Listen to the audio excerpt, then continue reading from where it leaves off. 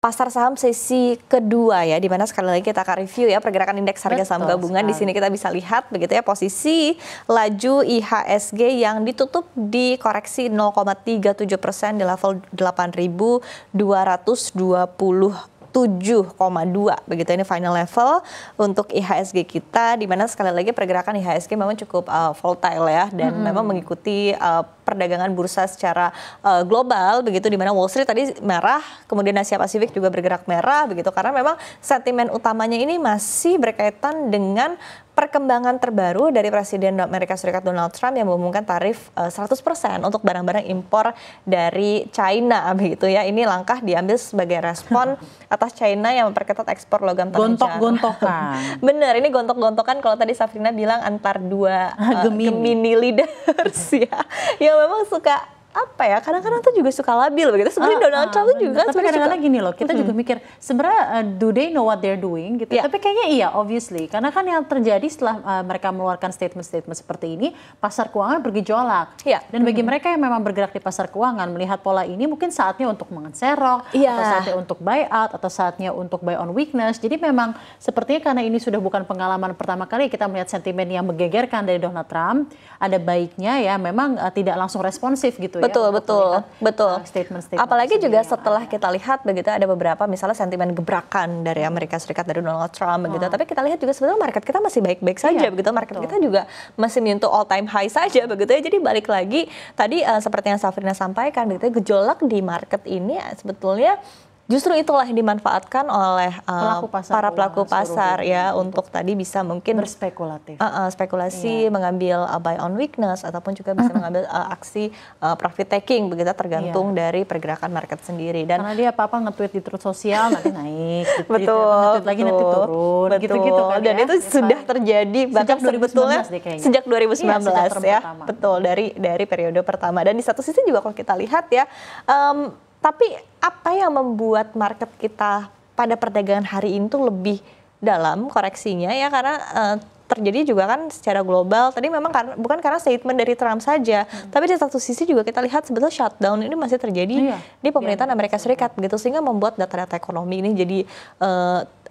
tertahan untuk rilisnya, kemudian juga membuat berbagai negosiasi ya, termasuk negosiasi yang dilakukan oleh Indonesia terhadap Amerika Serikat ini juga kan jadi semakin sulit begitu ya, semakin tertunda karena memang ada pergerakan dari pemerintah Amerika Serikat yang memang masih shutdown begitu, dan ini menjadi perhatian. Ini shutdownnya sudah cukup lama ya, sudah berapa ya, sudah lebih dari berapa hari ya, karena memang kalau kita lihat shutdown itu sudah pernah terjadi di pemerintah Donald Trump sebelumnya, tapi hanya 2 atau 3 hari gitu kalau nggak salah. Dan mungkin sekarang sudah lebih dari 1 minggu, sudah cukup lama, ditambah lagi ada sentimen negatif dari gontok-gontokan antara Amerika Serikat dan Tiongkok ini yang akhirnya juga memiliki dampak terhadap penguatan komoditas yang dianggap safe haven oleh masyarakat dunia, yaitu emas. Yang menyentuh level pertama kalinya di $4.000 Amerika per troy ounce, dan ini all time peak di Senin ini ya. Jadi karena memang ditambah sudah ada shutdown, plus ada gontok-gontokan antara Amerika Serikat dan China. Betul, dan inilah menjadi sentimen utama karena balik lagi tadi berkaitan dengan Amerika Serikat dan China. Ini kan nanti kan ada efeknya juga nih terhadap seperti apa perdagangan antara kedua negara. Kemudian nanti ada efeknya juga seperti apa pengaruhnya terhadap inflasi Amerika Serikat, terhadap pertumbuhan ekonomi Amerika Serikat, terhadap pergerakan The Fed ke depannya. Dan inilah yang menjadi kekhawatiran para pelaku pasar, ditambah tadi kondisi shutdown yang juga masih terjadi di Amerika Serikat. Begitu sudah masuk ke dalam pekan berikutnya ya, yaitu adalah di hari per hari Senin ini. Dan di satu sisi juga apa yang terjadi di Amerika Serikat tadi terefleksi ya terhadap pergerakan harga emas, dan hari ini juga cukup menarik sebetulnya kalau kita lihat chart untuk pergerakan harga emas, karena kalau kita tarik nih ya dari 13 Oktober 2024 kita bisa melihat di sini begitu, pergerakannya memang selalu konstan bergerak naik begitu ya hingga 13 Oktober 2025 begitu. Dalam waktu 1 tahun itu rentang pergerakan luar biasa, dan bahkan sebetulnya dari awal perdagangan di tahun 2025 ini, di Januari 2025 harga emas itu masih konstan di kisaran 2.500-an saja. 2.500-an dolar Amerika Serikat per troy ounce-nya begitu. Ada kenaikan 1.500 dalam waktu 10 bulan. Emang awalnya itu di bulan April itu yang ketika ketika Donald Trump juga mengumpulkan tarif resiprokal untuk berapa ratus negara itu kan langsung naik gitu ya. Karena sepertinya emang elektabilitas ketika dielek menjadi Presiden Donald Trump memang langsung harga emas langsung naik ya secara signifikan. Kalau kita lihat mungkin dari bulan Januari secara berkesinambungan naik 4.000. Karena kan seperti yang kita ketahui bersama, safe haven itu akan moncer ketika uncertainty-nya besar. Ya. Nah, dengan memang pemerintahan Donald Trump ini memang syarat akan uncertainty gitu ya. Dan syarat akan sentimen-sentimen yang menimbulkan spekulasi. Jadi mungkin komoditas safe haven seperti emas jadi salah satu yang paling diuntungkan. Dan ini juga mungkin berpengaruh terhadap harga beberapa komoditas lainnya seperti Bitcoin dan lain-lain ya. Iya, kita lihat pergerakan harga Bitcoin juga kemarin ini kondisinya cukup unik ya. Kita lihat Safrina, karena tadi sekali lagi pergerakan harga emas ini all time high. Bitcoin juga pergerakan harga juga all time high begitu. Dan di satu sisi pergerakan dolar ini DXY juga dalam beberapa waktu terakhir memang tidak sekuat biasanya begitu dalam beberapa waktu ini.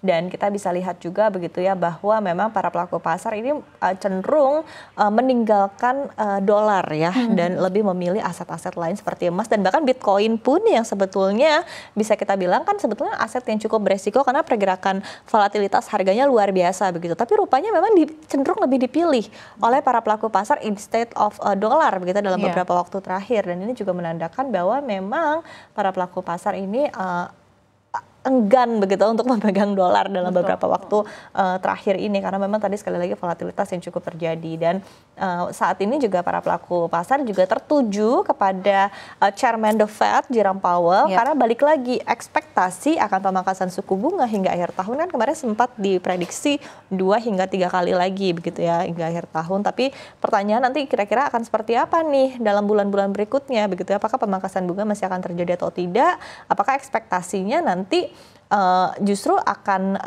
menunjukkan bahwa Powell nanti akan lebih bersikap hati-hati atau justru membuka ruang pelonggaran lanjutan. Inilah yang masih harus dibaca oleh para pelaku pasar saat ini. Iya betul, tapi memang para pelaku pasar masih tetap memperkirakan bahwa akan terjadi penurunan suku bunga ya sebesar 25 basis poin.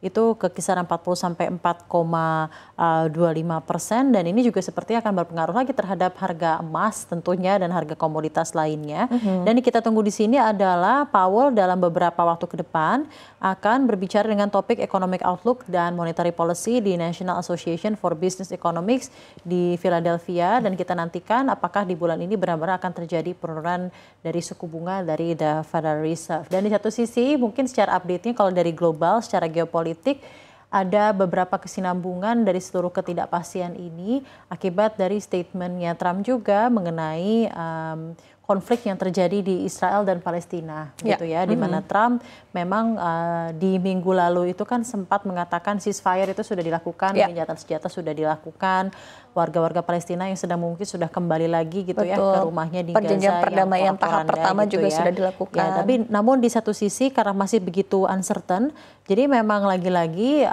ketidakpastian yang ada semakin menunjukkan kehati-hatian para pelaku atau investor yang ada di seluruh dunia untuk berinvestasi kepada pasar keuangan. Dan dampaknya apa mungkin terhadap rupiah yang memang saat ini juga masih harus terkoreksi di level 16.500-an gitu ya.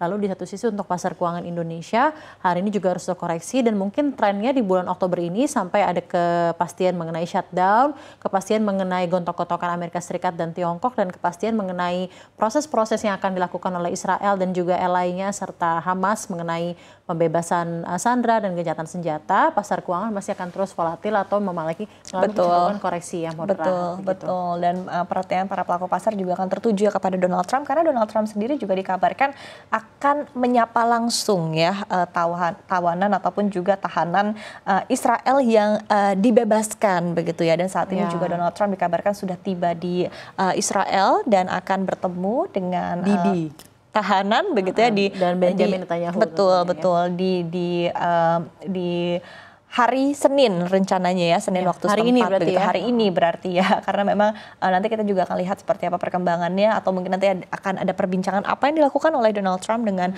Benjamin Netanyahu dan apakah nanti memang betul-betul konflik ini akan segera berakhir begitu, karena sekali lagi perjanjian perdamaian tahap 1 sudah dilakukan dan dikabarkan juga begitu bahwa Trump memang sudah meminta untuk perjanjian ini diberhentikan untuk perdamaian ini terjadi untuk selamanya begitu ekspektasi dan juga harapan. Tapi ini juga akan menjadi perhatian utama tidak hanya para pelaku pasar tapi juga seluruh masyarakat dunia tentunya ya.